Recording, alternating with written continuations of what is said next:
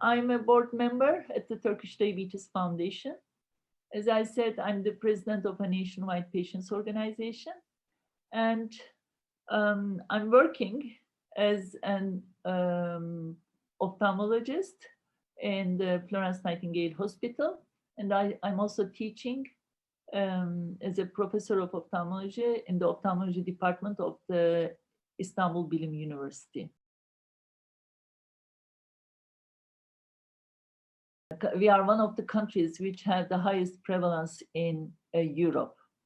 Actually, we had a nationwide survey back in 1998, 7-8, and then in the year 2010. And when we had the nationwide, in both surveys, we had about 25,000 participants, and they were monitored by the World Health Organization European region as well, and the statistics were done in Turkish Statistics Institute. So when we go back to, let's say, the year 2000, about 2000, then we had the prevalence in adult population about 7.2%. And at that time, the estimated prevalence of diabetes in adult population in Europe was about 4.6%. So we were higher than the mean of the Europe. And then when we come back to 2010, the crude diabetes prevalence rate was 16.5%. I'm looking to my papers because I may be wrong. With the prevalence of diabetes in the adult population in Europe, the estimated, of course, 8.1%. So it's again very high. So during this 10 years in Turkey, the increase in diabetes was huge. So it increased by about 90%. The risk population, which, I mean, the IGT population, which is also called as prediabetes state, has increased about 106%, and obesity by 40%. So the things are not going well, let's say so. So I hope in the future we will have much better numbers. We don't have a nationwide survey, but in general, I can say it's cataracts, diabetic retinopathy, and the visual fluctuations, you know, due to the changes in the refraction errors. I mean, the refractive changes, fluctuating refractive changes are the most common ones. But among them, if you speak with the patients, then it's, of course, the diabetic retinopathy. This is one of the most feared complications of diabetes in Turkey. And I think it's like that also in many countries. I mean, this is, unfortunately, it's so, although the visual loss or visual impairment is preventable, still it's one of the most feared complications of people with diabetes.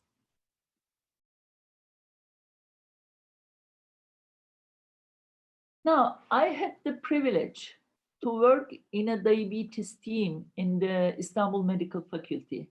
So if the patient applied to the diabetes clinic, eye examination was part of the routine examination, the initial routine examination. And then, according to the, to the fundus findings of the patient, I was following them afterwards. But so, and the good thing is, again, I had the opportunity to evaluate the patient and also to arrange the screen intervals according to the patient's whole history, and also how his or her metabolic control is going, let's say so. So we had study from the patient, who applied to the to this clinic for during the 2 years. And then we diagnosed retinopathy in about 43% of patients many years ago. And the thing is, the prevalence of diabetic retinopathy was about 5% with duration of diabetes 5 years or less in people with type 1 diabetes. And it was about 20% in people with type 2 diabetes. So, and then we have also looked to the prevalence of diabetic retinopathy in patients who have more than 20 years of diabetes. In type 1s, it was about 79%. In type 2 people, in people with type 2 diabetes, it was about 77%. So the numbers, I think, have not that much changed. We had another chronic complications study, a nationwide one, which we run in about 23 or 27 centers. I don't remember it well. And then the people with type 1 and type 2 diabetes were also included. And then the prevalence was about, general prevalence was about 35%. But then we had the results from the Barometer study. If you look to the Turkey report, then the numbers are much lower than. It's wonderful. For example, about 1/3 of the people didn't know or didn't have any eye examination. But when you look at the report, then these patients were more regularly followed up. So it's a wonderful thing. I mean, I think the results are very much motivating for the diabetes population. About 60% of the respondents had a median number of visits 4 times per year. This is very good. And then nearly 30% seeing a GP or family doctor 4 times per year as a median number. This is also wonderful. And about 63% think their diabetes is controlled, which is again a high percentage. So this was a very good group, I think, because these were the patients who are more in contact with the diabetes organizations or with the, so we can see from here, actually these numbers show how the rates can be decreased if people are more aware, if people are well educated about diabetes and so on. But at the end, it's much lower than the percentages are lower than the percentages generally in Turkey.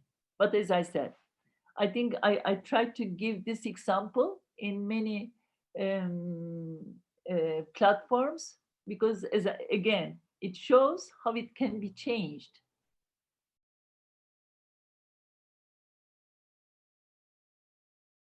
There has been a significant decrease in the number of on-site consultations. So if the patient doesn't have any complaints or any significant because they were calling and saying we have some if it's not significant, they were trying not to come to the clinics for diabetes management. They preferred to have online consultations for a time. But as the hospitals, clinics, and people as well get more organized, and also when the time prolongs, people are getting more and more, they are losing their sensitivity towards COVID, let's say so, because they are not as much as afraid as at the beginning. They hear the numbers, the big numbers, the numbers of people who have COVID-19 or the number of the deaths, or not nice things, let's say so, but they are getting more and more insensitive. And they are now trying to get back to the normal life as much as they can. And they are coming back to the hospitals again. But still, so I can say a kind of hybrid. it's a very popular word right now, the hybrid. We will have this. We have this right now, and in the future, I think we will have this both face-to-face and online consultations together. So it's like that right now.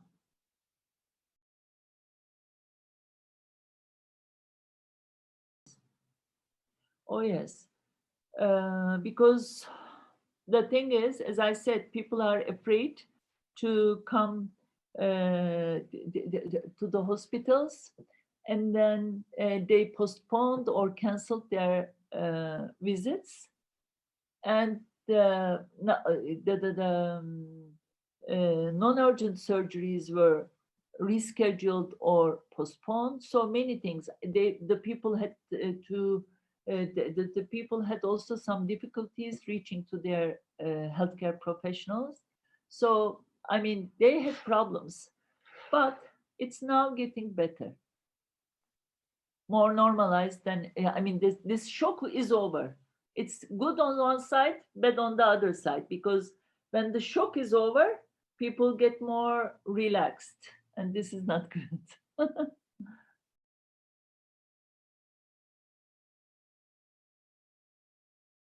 Several alternatives for face-to-face consultations had been put in place. So one of them is, I mean, mainly the remote consultations. So this is of course more easy for the people because they don't have to go out or take the public transportation and so on. On the other side, if you speak with the people, with the patients, then many of them consider it for a temporary time. I mean, they say in the future, we want to have face-to-face visits, but for several things, it can be also online. So it's a kind of, it will be a kind of, I don't believe personally, and I think many people don't believe that we will go back to our normals, let's say so, before the COVID outbreak. So we will, I mean, I think also for the future, we will have both alternatives. But the problem is, I mean, the question or the problem or the question is how much we are prepared for telemedicine or telehealth or this, I mean, remote consultations, because there are several issues and we are facing these challenges in Turkey. First of all, we don't have, I mean, you have consultations and everything, but what about the ethical and legal issues? And then what about the technology? So you have to have the infrastructure for this. I mean, the technology on one side, the ethical and legal issues on the other side, staff allocation, the reimbursement systems, the liability, I mean, of the errors and so on, the malpractice issues, when I say especially legal issues and so on. So therefore, I think we were also, before the COVID time, we were also in many branches, we were using telemedicine. I mean, the radiology, or also we are talking about the ophthalmology and so the teleophthalmology and so on. But the thing is, this outbreak has forced us to have more and more remote consultations. And I think we were not prepared for this. We have to work on these aspects. And I think this is not only in our country, in many countries it's like that.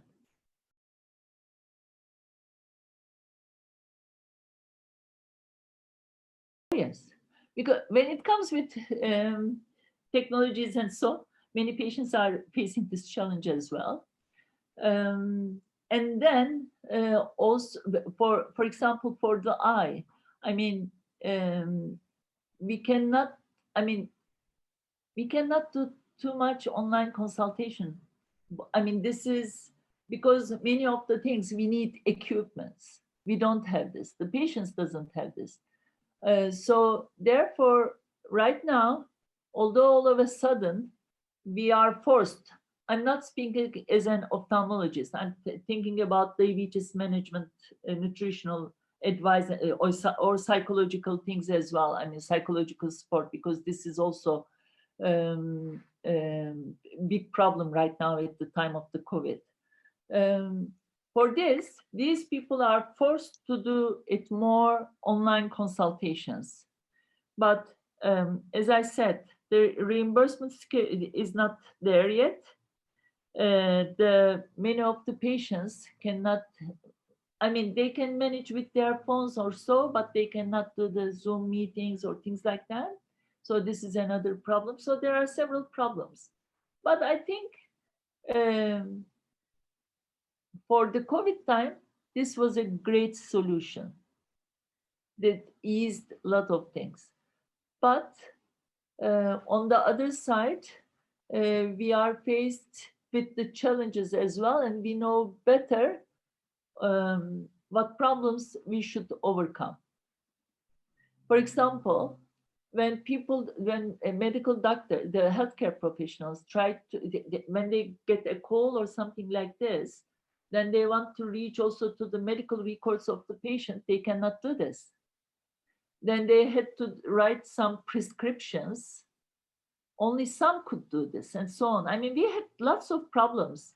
So, and these are problems also for the patients.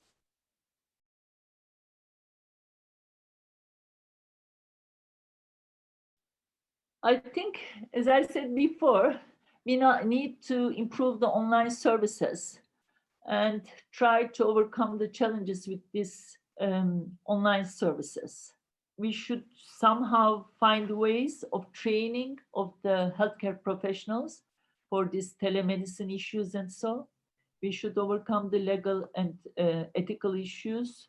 We should have resources available for these things. For the patients, especially, we should have more, think of more online education so that they can somehow manage several things themselves. Because one of the problems is the diabetes education. If there is a patient who is well educated about diabetes, they didn't suffer as much as the people who didn't have diabetes education. I mean, so therefore, we should more invest on the online services. Several things as the foundation. One of the things is there should be, because especially during the time of an outbreak, people really need help for many things. So there should be hotlines where they can reach 24 times a day. I mean, so because the thing is, I think this outbreak has shown us very nicely that we are not prepared for these emergencies.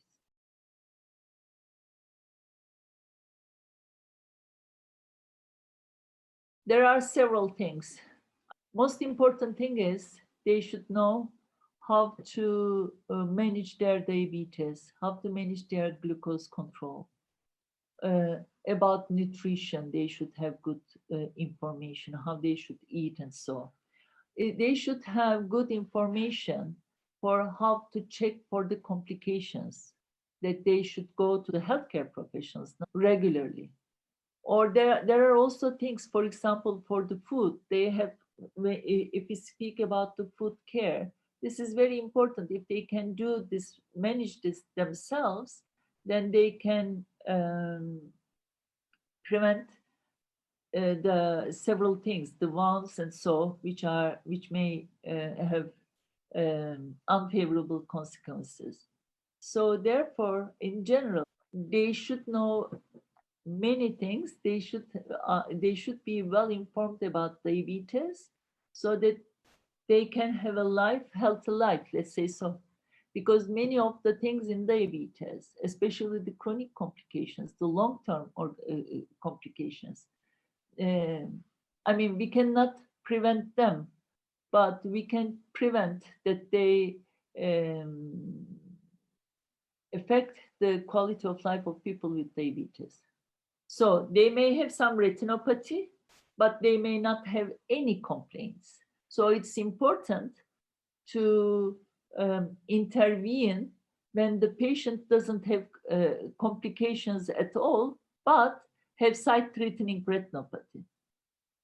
So therefore, we cannot select topics in general. They should have good information about diabetes. At the end, they are living 24 hours with diabetes.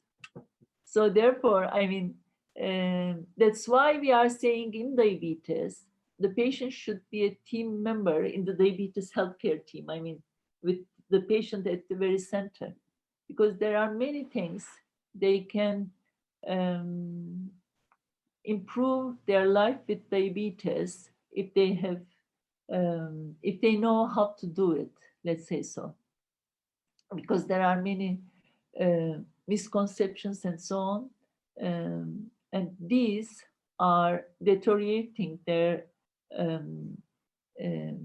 worsening, or deterioration is a not a good word, but that worsens their life with diabetes.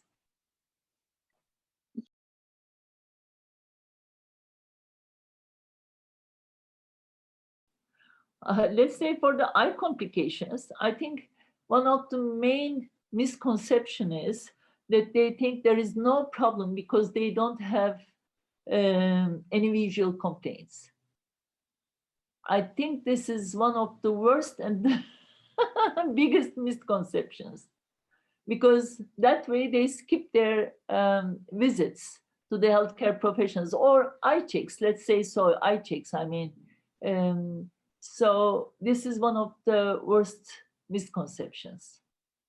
And then some people think that because they have good glucose control, they will not have any eye problems. This is wrong, because the thing is, I mean, good control is very important. But for me, if a person is for many years goes around with a bad control of their glucose for 10 years, 20 years, 30 years, and now he or she has a good control of glucose, this is important. But on the other side, it does not diminish the threat that this person may have a retinopathy. Because if you have good blood glucose control, or control of the blood pressure, or control of the dyslipidemia and so on, then you slow down the progression of retinopathy. So therefore, it doesn't mean that you have now, after so many years of bad glucose control, you have now wonderful blood glucose control, so you don't need any eye controls, anything. This is wrong. This is one of the things. And then another misconception is, especially now with this anti-VEGFs, with the intravitreal injections, which is not, of course, this is, I mean, the people don't like it, of course. The patients don't like it. I understand this. But at the end, it opened a new era in the treatment of macular edema, especially for the ones which are involves the center of the macula. But you have, I mean, you have to inject it several times, especially in the first year. The number of the injections is decreasing in the second and third years, but at the end, especially in the first year, you have to inject. I mean, it depends on the patient, but still you have to inject several times. But people think, oh, okay, I have the injection, everything's okay now. It's not like that. And then plus, people think, oh, I have eye problem. They don't think that this is a diabetes problem. So therefore, people think, oh, okay, I had the injection, I had the laser treatment, everything is okay. No, it's not okay. You need to have a good blood glucose control, good control of your blood pressure and everything. Then it's okay, because at the end, what you have in your eye is part of a systemic disease. So there are many, I mean, these are the first three I can think of. something like this with diabetic retinopathy. With diabetes, there are also several misconceptions. I mean, some people think only overweight people can have diabetes. No, it's wrong. I mean, not all people who are overweight or obese have diabetes. This is wrong. Plus, many people are not overweight and still have diabetes. This is one of the, I think, um, uh, misconceptions. And then, because there are many misconceptions in the social life, in the medical issues, and so on, one of the most important misconceptions in the work life is, because we are trying to fight this through our organizations, is that people with diabetes are unfit for many jobs. This is a misconception.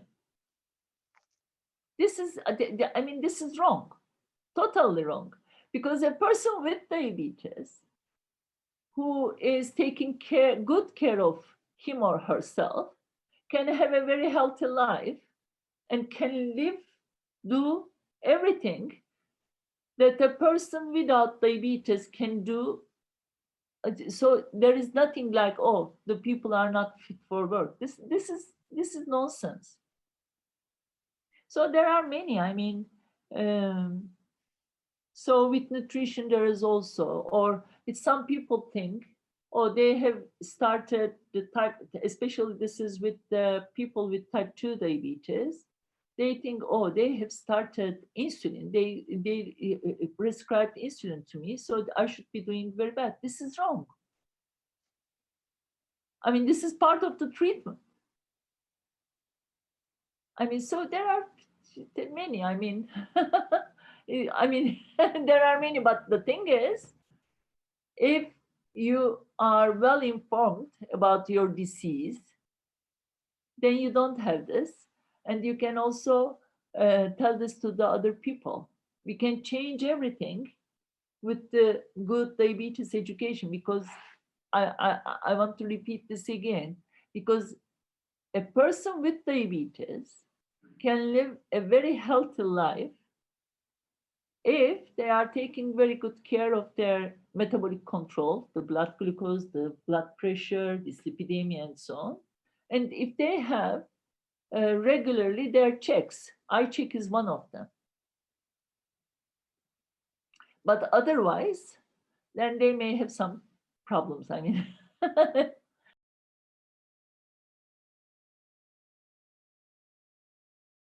is when you go to the primary care, you don't have the eye care because they don't have the equipments. All over Turkey, we have many ophthalmologists, so and many hospitals and clinics. So I mean, for example, as far as I know, in Canada, because I know this from a patient of mine who lives there and comes to Turkey. I mean, to have an appointment, you may have even some months, right? In Turkey, I looked to the Turkey report again. I mean, I read it yesterday. For example, some people complain of getting an appointment, but this is 1 week, a few days, or something like this. In many places, in governmental hospitals or universities, you can even have the same day. But this is difficult, not in all hospitals or so. But otherwise, you have your appointment in short time. But if it comes on surgeries, like vitreoretinal surgeries, then you have to wait. Because I mean, the number of the vitreoretinal surgeons and so on are not high. And also, I mean, so there are some things, but still the number is, the waiting time is much less than many countries in Europe.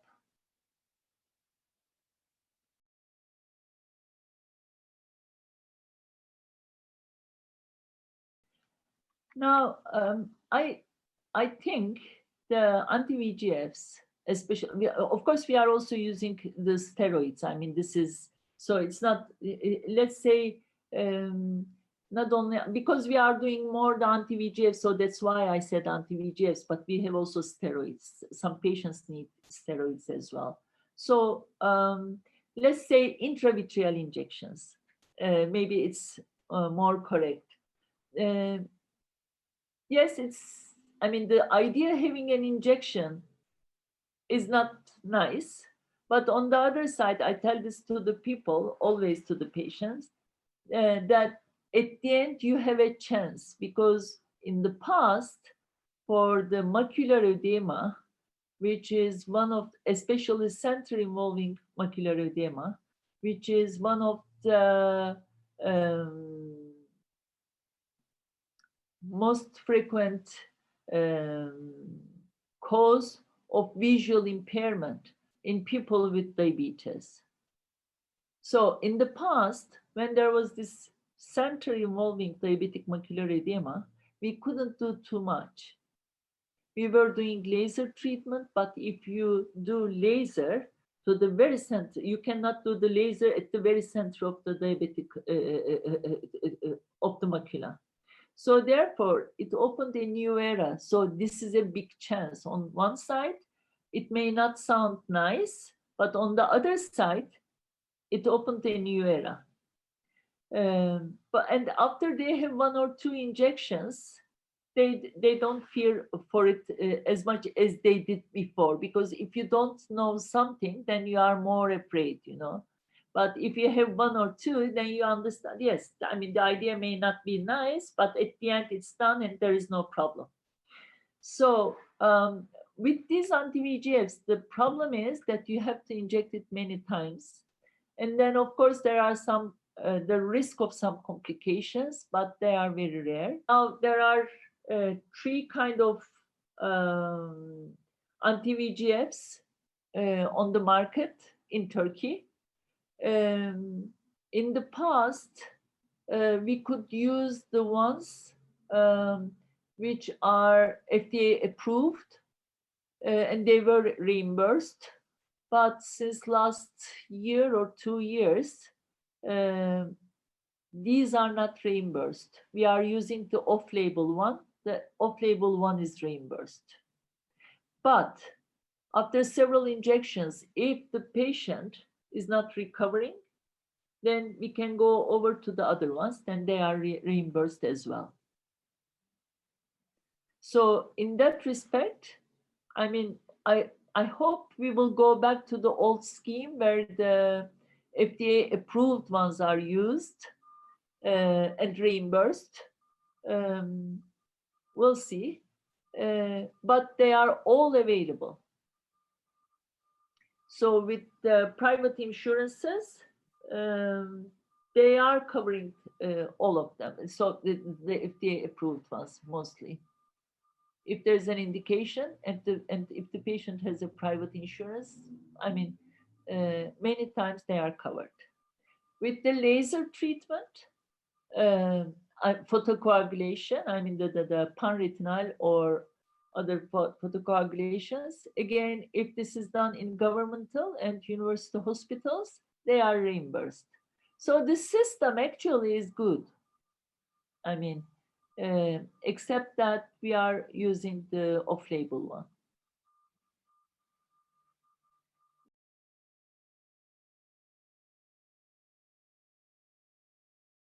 I think we talk more about the problems. We had COVID during this COVID time, and so I mean, so it's. But on the other side, there have been very nice things happened. I mean, to overcome several of these problems. I want to give some examples. For example, when the COVID started, after I think it was in May or so, as the foundation, we have published a COVID-19 and diabetes consensus report where the faculties in several universities have contributed to its preparation. So, and this could be found, can be found on our website. So it's available to everyone, to all GPs, the family physicians, to everyone, I mean, who wants to read it. And then we started the Instagram TV for the diabetes education. So we started as 2 days a week, on Tuesday and Thursdays in the evening. So about 1 hour, sometimes it was 2 hours, but mainly 1 hour. Um, we have the board of trustees consists of all the people, all the faculties taking care of people with diabetes from all universities in Turkey. So every time we had two other colleagues who were speaking. We had a topic of the day, and they were speaking about it, and then they receiving also questions. It can be related or unrelated to the topic, and they were trying to answer them too. And then we have established a hotline. So any question from anywhere from Turkey was coming to us through our internet or several, I mean, our social media and so on. And we were forwarding this to our faculties. I mean, and they were answering it themselves. So people had direct contact with the faculties. And if it's personal questions about, because we can, I mean, we cannot manage the diabetes of a person whom we don't know, we were trying to forward this to someone from a near hospital or so, or I mean, we were trying to help them in general. I mean, so the private questions, of course, we cannot answer. They have to contact their own healthcare professionals. And then, but the problems are solved till then. I mean, so still this is going on. The Instagram TV is going on as well, but only 1 day a week.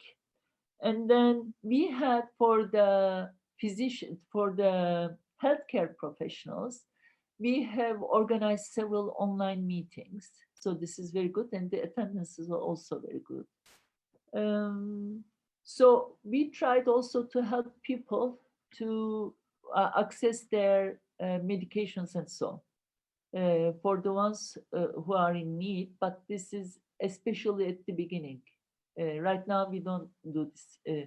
I mean, we still do this, but as before, as much as we do before this outbreak, because in general we have the health insurance in Turkey, but still people have to pay, although a little money for this healthcare health insurance. But some people unfortunately cannot afford it. So therefore we are helping them anyway. I mean, whether it's a COVID outbreak or not. So therefore, I mean, it's therefore I said it like this. So I think there are many things, especially with Instagram TV and so. I mean, we were not thinking about it before the outbreak, but we have seen that it's very helpful. And we have a diabetes center, and there they have started also online nutrition advice and so on. So I think these are positive things, and I hope we will improve this, and this will be more helpful